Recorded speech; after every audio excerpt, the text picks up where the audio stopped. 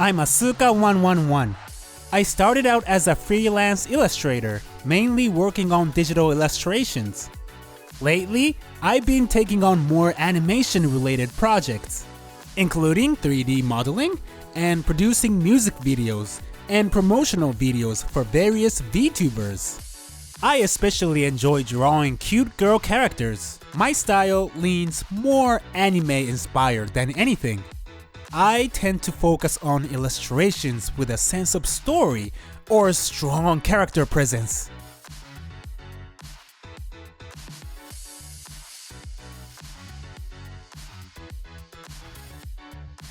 When and why did you decide to become a full-time illustrator?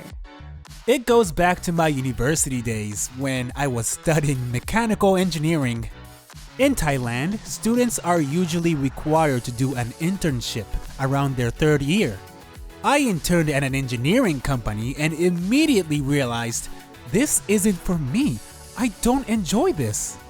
That's when I decided to pursue art after graduation instead. Fortunately, I'd been drawing for years, so I had enough of a portfolio to start job hunting right away. In that sense, I was really lucky. Do you primarily take on illustration work in Thailand? Actually, I take jobs from all over the world. Once I quit my company job and went freelance, I started accepting projects freely, mostly through online platforms. I've even done concept art for a studio based in the US. Has working on character modeling helped with your illustration work in any way? Yes, definitely. I was actually already using techniques that blend 2D and 3D when I worked at my first studio job. Even back then, I had a feeling that being able to do both would come in handy in the future. These days, you can render models to the point where they're nearly indistinguishable from 2D art, and the extra post-processing work is minimal. That makes things like concept art much faster to produce. Otherwise, things like drawing perspective lines can take up too much time and make deadlines tight. But with 3D, it's much quicker. On the flip side, my 2D skills help a lot when working on 3D models. Sometimes I'll look at a character model and think something feels off. And from a 2D artist's perspective, I can immediately see what needs fixing. Maybe the proportions are wrong, or maybe adjusting one area slightly would make it cuter. Having both skill sets really gives you more flexibility and control. Is there something you always try to include or prioritize in your work? That's a tough one. These days, a lot of what I do feels second nature, so I don't really think about it consciously.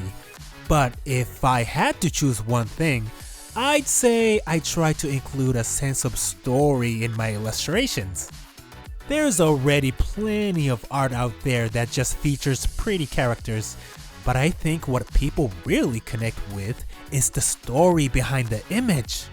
So even if it's subtle, I try to include some kind of story, motion, or action in the piece to make it feel alive.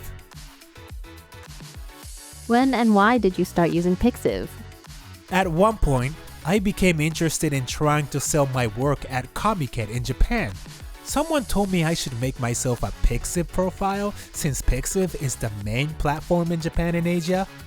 Having a pixiv profile helps people discover you, and it's great for promoting your participation in events like Comiket.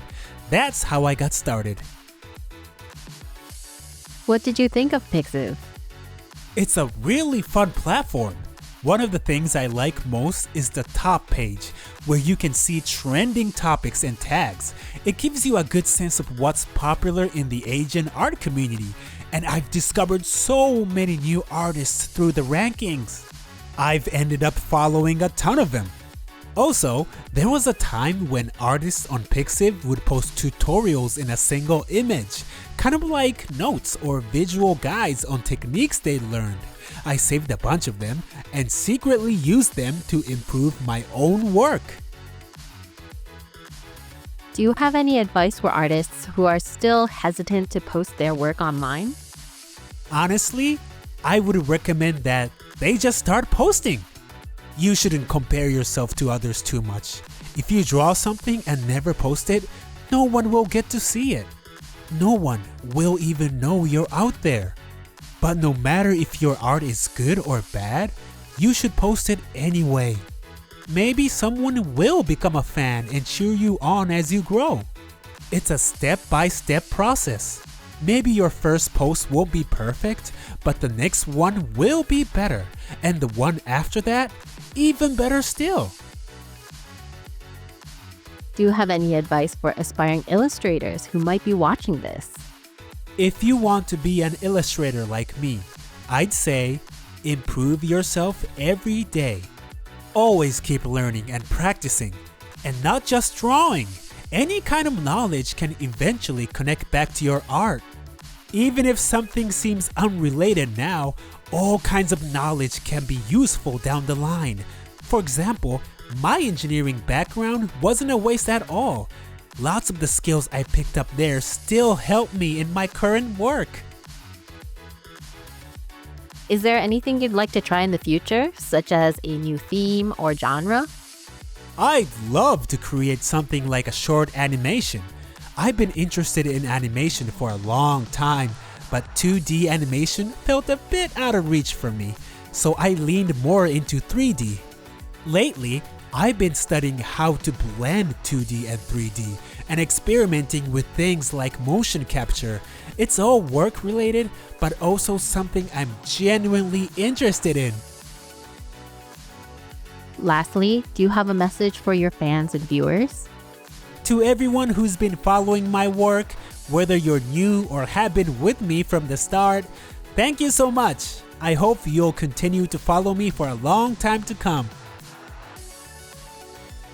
Hi there, I'm Asuka111. Check out my work on Pixiv, and thanks for your support.